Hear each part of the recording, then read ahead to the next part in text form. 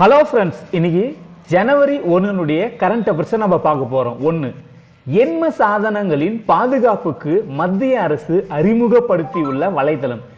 இதுக்கு சரியான answer option C, சைபர் ஸ்வச்தா கேந்திரா. இதுக்கான விளக்கத்தை இப்ப நம்ம பார்க்கலாம். இந்த சைபர் ஸ்வச்தா கேந்திரா, அதாவது பாட்நெட் கிளீனிங் மற்றும் மால்வேர் அனாலிசிஸ் சென்டர் என்பது இந்தியாவில் உள்ள பாட்நெட் நோய் தொற்றுகளை கண்டறிந்து அறிவிப்பதன் மூலம் சுத்தப்படுத்துதலை செயல்படுத்துவதன் மூலம் பாதுகாப்பான இணையவழியை உருவாக்க மின்னணு மற்றும் தகவல் தொழில்நுட்ப அமைச்சகத்தின் கீழ் இந்திய அரசின் டிஜிட்டல் இந்தியா முயற்சியின் ஒரு பகுதியாகும். ஒன்றும் இல்லை, பாட்நெட் அப்படின்றது பார்த்தீங்கன்னா ஆன்டி வைரஸ், அதாவது சிஸ்டத்தில் சொல்லுவாங்க ஆன்டி வைரஸ் அப்படின்றது. ஸோ அதை ஒழிக்கிறதுக்கு தான் இந்த சைபர் ஸ்வச் கேந்திரா அப்படின்றது. அதாவது எண்ம கட்டமைப்புன்றது ஒன்றும் இல்லை, நம்ம கியூஆர் கோடெல்லாம் யூஸ் பண்ணுறீங்களா, அதுக்கு பேர் தான் எண்ம கட்டமைப்பு. அது நம்ம இந்த பாட் அப்படின்ற ஆன்டி வைரஸால பணம் திருடப்படலாம். ஸோ அதுக்காக தான் இது உருவாக்கப்படுது. மேலும் தொற்று நோய்களை தடுக்க இறுதி பயனாளர்களின் பாதுகாப்பு அமைப்புகள் சைபர் ஸ்வச்தா கேந்திரா தேசிய சைபர் பாதுகாப்பு கொள்கையின் நோக்கங்களின்படி அமைக்கப்பட்டுள்ளது. இது நாட்டில் பாதுகாப்பான இணைய சூழல் அமைப்பை உருவாக்குவதை நோக்கமாக கொண்டுள்ளது. ஸோ தேசிய சைபர் பாதுகாப்பு அதனுடைய அந்த கொள்கைப்படி தான் இந்த உருவாக்கப்படுது இந்த சைபர் ஸ்வச் கேந்திரா. ஓகேங்களா? முக்கியமாக இது பார்த்தீங்கன்னா அந்த ஆன்டிவைரஸ் பாட் என்ற ஆன்டிவைரஸை தடுக்கிறதுக்கு தான். கேண்டிடேட் செஸ் போட்டிக்கு தகுதி பெற்ற இந்திய வீரர்களின் எண்ணிக்கை. இதுக்கு சரியான ஆன்சர் ஆப்ஷன் பி 5. 5 பேர் தகுதி பெற்றிருக்காங்க. அதுக்கான விளக்கத்தை இப்போ நம்ம பார்க்கலாம். 2024 ஆண்டு ஏப்ரல் 2 25 வரை கனடாவில் நடக்க போகுது. டொரண்டோவில் திட்டமிடப்படி கேண்டிடேட் செஸ் போட்டி தொடர். டி குகேஷ் மற்றும் கே ஹம்பி ஆகியோர் ஆடவர் மற்றும் மகளிர் பிரிவில் 8வது இடத்தை பிடித்து சனிக்கிழமை தகுதி பெற்றனர். ஹம்பி மற்றும் குகேஷ் சென்னையில் நடந்த எஃப்ஐடி தகுதிச்சுற்று ஆட்டத்தில் முன்னிலை பெற்றதன் மூலம் கேண்டிடேட் இவங்க தகுதி பெற்றிருக்காங்க. 1991 பார்த்தீங்கன்னா விஸ்வநாதன் ஆனந்தன் மட்டும் தான் இந்த கேண்டிடேட் போட்டிக்கு தகுதி பெற்ற ஒரே ஒரு இந்தியராக இருந்தாலும், இப்போ பார்த்தீங்கன்னா R Praggnanandhaa, Vidit Gujrathi, D Gukesh, R Vaishali மற்றும் கே ஹம்பி என மொத்தம் 5 பேர் தகுதி பெற்றிருக்காங்க. இது செஸ் உலகின் இந்தியாவினுடைய மிகப்பெரிய எழுச்சி. இந்த கேண்டிடேட் செஸ் போட்டி உலக சாம்பியனோட மோதுவாங்க. இதில் யார் சாம்பியன் ஆகுறாங்களோ அவங்க உலக சாம்பியனோட மோதுவாங்க. இப்போ யார் ஒருத்தர் உலக சாம்பியனா சீனாவை சேர்ந்த ஒருத்தர் இருக்காரு.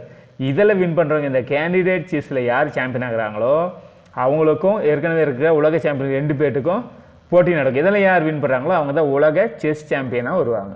ஓகேங்களா? அதுக்கு தான் இந்த கேண்டிடேட் செஸ் சாம்பியன் போட்டி தகுதி. அடுத்தது 16வது நிதிக்குழுவினுடைய ஆணையத்தின் தலைவராக நியமிக்கப்பட்டவர் யார்? இதுக்கு சரியான சார் ஆப்ஷன் அரவிந்த் பனகாரியா தான். பார்த்தீங்கன்னா இவர் தான் இப்போ 16வது நிதிக்குழுடைய தலைவர். இவங்க பார்த்தீங்கன்னா விஜய் எல் கேல்கர் 13வது நிதிக்குழுவின் தலைவர், யாக வேணுகோபால் ரெட்டி 14வது, என்.கே. சிங் 15வது நிதிக்குழுவின் தலைவர். அது இதுக்கான விளக்கத்தை பார்க்கலாம். டிசம்பர் 31 அன்று வெளியிட்ட மத்திய அரசினுடைய உத்தரவின்படி மையத்தின் முதன்மையான சிந்தனை குழுவான நிதி ஆயோகனுடைய முன்னாள் துணைத் தலைவரும் கொலம்பியா பல்கலைக்கழகத்தின் பேராசிரியருமான அரவிந்த் பனகாரியா தான் 16வது நிதி ஆணையத்தினுடைய தலைவராக நியமிக்கப்பட்டார் சொல்றாங்க. அடுத்தது இந்த உத்தரவில் 16வது நிதி கமிஷன் அமைக்கப்பட்டது மற்றும் அதன் தலைவராக பனகாரியா பட்டியலிடப்படுது. ஆனால் மற்ற குழுவினர் ஒன்றும் சொல்லலை. இவர் மட்டும் தான் நியமிச்சிருக்காங்க தலைவர் மட்டும். ஆணையத்தின் தலைவர் மற்றும் பிற உறுப்பினர்கள் முறையே அவர்கள் பதவியேற்கும் தேதியிலிருந்து அறிக்கை சமர்ப்பிக்கப்பட்ட தேதி அல்லது அக்டோபர் 31, 25 வரை எது முந்தையதோ அவர் பதவியில் இருப்பார்கள். அக்டோபர் 35 தான் லாஸ்ட் அவங்க பதவி. இவங்களுடைய அறிக்கை எப்போனா 2026 ஏப்ரல் 1 2026 31 வரையும், மார்ச் 31, 2031 வரையும் இவங்களுடைய அறிக்கை செல்லுபடி ஆகும். ஸோ முன்னாடி இவங்களை நியமித்து மத்திய அரசுக்கும் மாநில அரசுக்கும் எவ்வளவு நிதி பகிர்வுன்றதை இவங்க சொல்லுவாங்க. இது எந்த காலகட்டத்துக்குன்னா 2026 2031 வரையும் இவங்க கொடுக்குற அறிக்கை செல்லுபடி ஆகும். எக்ஸ்போசர் செயற்கைக்கோளை விண்ணிற்கு கொண்டு செல்லும் ராக்கெட். இதுக்கு சரியான சார் ஆப்ஷன் டி PSLV 58 தான் இந்த எக்ஸ்போசர் என்ற செயற்கைக்கோளை விண்ணிற்கு செல்லும். இதை பற்றி பார்க்கலாம். ஸ்ரீஹரிகோட்டா ஆந்திர மாநிலம் ஸ்ரீஹரிகோட்டாவில் உள்ள சதீஷ் தவான் விண்வெளி ஆய்வு மையத்தின் 1வது ஏவுதளத்திலிருந்து இன்னைக்கு அதாவது மண்டே தான் இந்த PSLV ராக்கெட் மூலமாக ஏவ போகிறாங்க. இதில் எக்ஸ்போசட் உள்ளிட்ட வெளிநாடுகளை சேர்ந்த 10 செயற்கைக்கோள் பொருத்தப்பட்டு விண்ணில் ஏவப்பட்டுள்ளது. விண்ணில் உள்ள தூசு, நல்லா பாருங்கள், விண்ணில் உள்ள தூசு, நிறமாலை, வாயுக்களுடைய மேகக்கூட்டமான நெபுலாவை எக்ஸ்போசட் ஆராய உள்ளது. எதுக்கு எக்ஸ்போசனுடைய பயன் பாருங்கள். திருவனந்தபுரம் கல்லூரி மாணவர்கள் தயாரித்த வெசாட் அப்படின்ற செயற்கைக்கோளை இது கூட சேர்ந்து போகுது. மொத்தம் 469 கிலோ எடை இருக்குது. செயற்கை உள்ள பூமியிலிருந்து 650 கிலோமீட்டர் தொலைவில் நிலையப்பட்ட ஆய்வு பணிகளை மேற்கொள்ளுது. இதனுடைய ராக்கெட் வந்து விண்ணில் ஏவப்பட்டுள்ளதா பழவேற்காடு மீனவர்கள் வந்து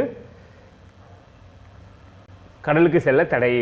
ராக்கெட் விண்ணில் ஏவப்படுவதில் பார்ப்பதில் 10,000 பேர் வந்து தங்கள் பெயர்களை பதிவிப்பாங்க இஸ்ரோ விஞ்ஞானம் தெரிவிங்க. ஏன் வந்து பார்த்தீங்கன்னா கடலுக்கு மீனவர்கள் செல்லக்கூடாதுன்னா அங்கிருந்து ராக்கெட் ஏவப்படும் போது அது தவறி சப்போஸ் பூமியில் விழுதுன்னா மேக்ஸிமம் அது கடலில் தான் விழும்.